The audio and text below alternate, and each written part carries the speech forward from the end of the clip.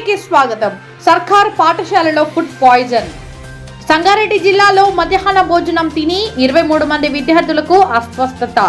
నారాయణఖేడ్ మండలం వెంకటాపూర్ గ్రామంలోని ప్రభుత్వ పాఠశాలలో ఘటన.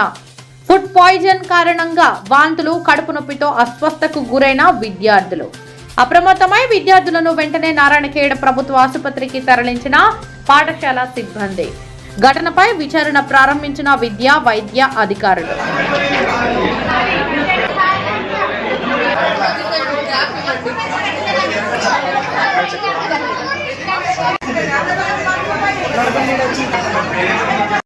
ఏం తిన్నావు?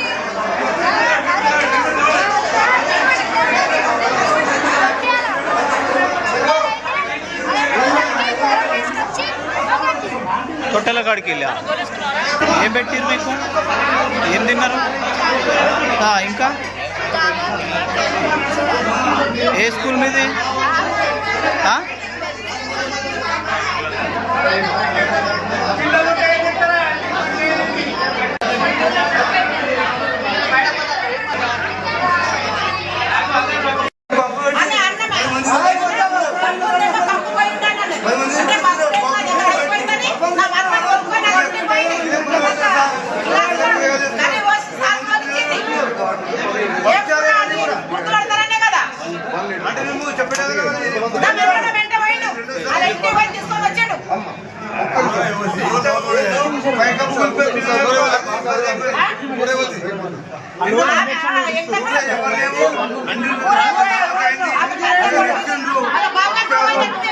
పెట్టిండ్రు